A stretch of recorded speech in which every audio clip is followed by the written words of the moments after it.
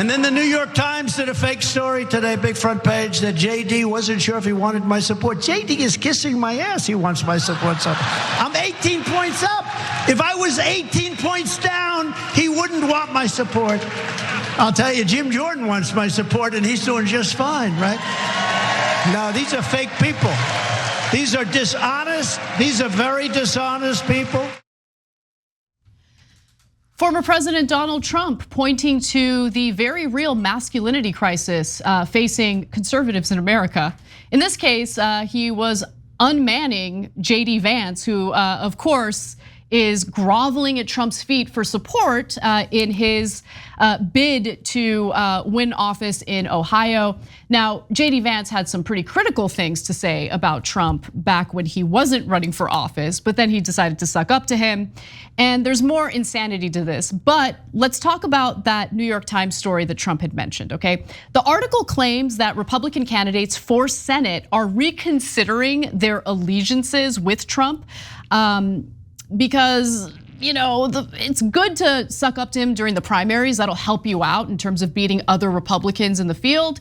But when it comes to the general election, where you might want to appeal to moderate voters, independents, doesn't bode so well. So 2 brief examples. 3 days after Trump's rally in Pennsylvania, Dr. Oz, the Republican Senate nominee, told reporters that he would have defied the former president and voted to certify the 2020 presidential election. Since his primary, Oz has removed prominent mentions of Trump's endorsement from his campaign website and has swapped out Trump-themed branding from his social media. So just think about this for a second, okay? We're talking about individuals who are running for office. They're asking voters to give them power to make decisions that will impact their lives. In the case of Dr. Oz, we're talking about someone who's running for Senate, okay? But in the process of trying to win office, do they prove themselves to be leaders, or do they prove themselves to be self-obsessed, narcissistic suck-ups to Trump when it's convenient to them, and then they back off of Trump when it's inconvenient? Yeah, so there's a couple of elements to the story. One is sometimes Trump is accidentally honest, because he has diarrhea of the mouth, so he just, whatever's on the top of his head, he just says it, right? That's a rally for JD Vance. And he pointed at JD Vance, who's sitting there. Oh, it was delicious. And said these dishonest fake politicians. Yummy in my tongue. About the guy he's theoretically supporting at the rally. Love it. Okay, so. Give me more. Yeah, number one, obviously that's counterproductive to JD Vance. It helps Donald Trump because it makes him look more manly and tough, etc. if he wants to run. But he just went out there to bury JD Vance. And part of the reason he went, and this goes to the New York Times article, is because he didn't get invited. So he caught feelings because he's a man-child. Okay, so he was like, when Oz and Vance didn't invite him to go to Ohio and Pennsylvania, because in the general election, you're hurting their chances. That's not hard to understand. If I was gonna hurt the chances of a fellow progressive in the general election, I wouldn't go, I'm coming anyway, and then I'm gonna come and make fun of you, okay? Because I actually want the person to win, because I want us to pass bills, because I care.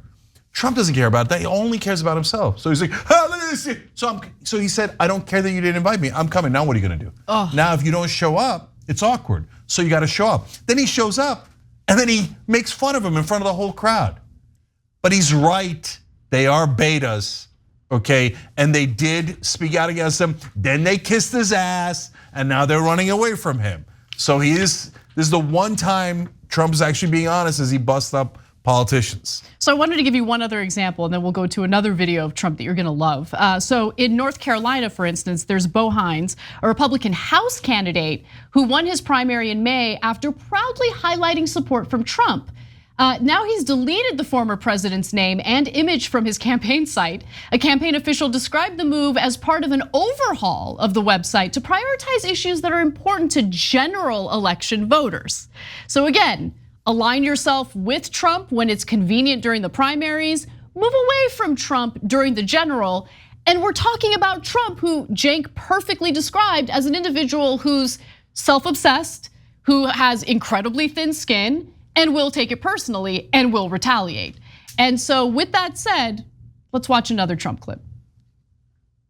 JD is a former Marine, highly respected, a Yale-educated lawyer, and a brilliant mind who will make Ohio proud. This is a great person who I've really gotten to know.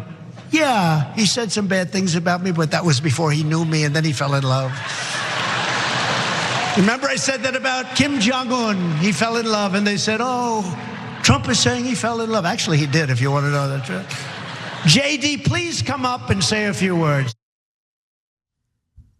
I mean, I've already said it. I'll say it again on camera as I rub my tummy and say yummy in my tummy. That was fantastic. Yeah, but look, the thing is, again, with the right wingers, they don't understand anything. He just compared JD Vance to Kim Jong-un, the worst dictator in the world, literally. But they both fell in love with Trump after hating him at first. So yeah. How could he resist not making that comparison? Yeah, now Kim Jong-un, the guy who has killed millions of his own citizens because he's a dictator over there and a communist Maoist dictator.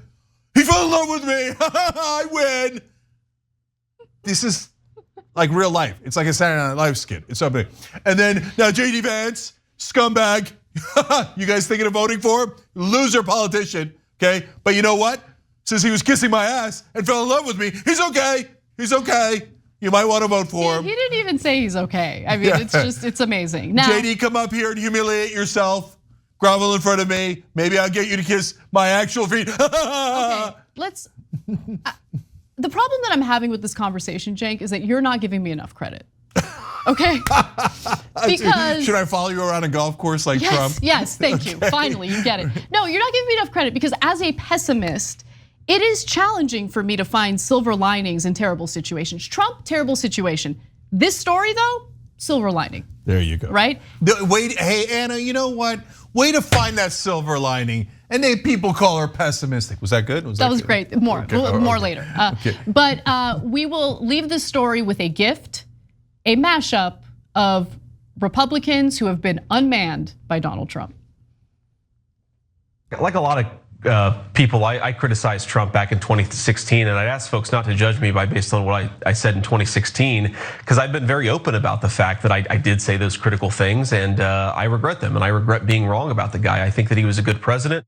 You know what I liked about Trump? Everybody was afraid of him.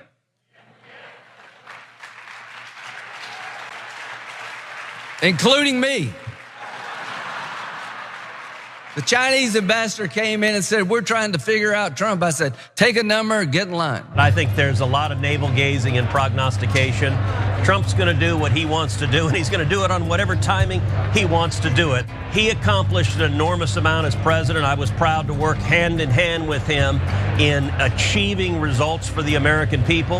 And I think regardless of whether he chooses to run or not, he is gonna remain an incredibly important leader in the United States. Alex Jones here, issuing an emergency warning to President Trump.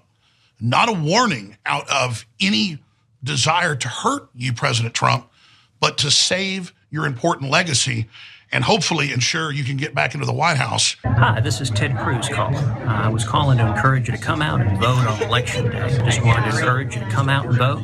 Thank you, and God bless you.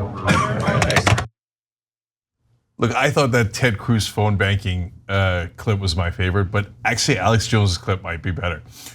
Emergency warning for Donald Trump. My lips are headed straight towards your anus. Emergency warning. What happened, Alex? I thought you were a big tough guy. He criticized Donald Trump. Trump hit back, and then he came on and cried like, "Oh, emergency warning! I'm about to cry. I'm so sorry, Donald." The unmanning of the right by Donald Trump. Yes, silver lining indeed.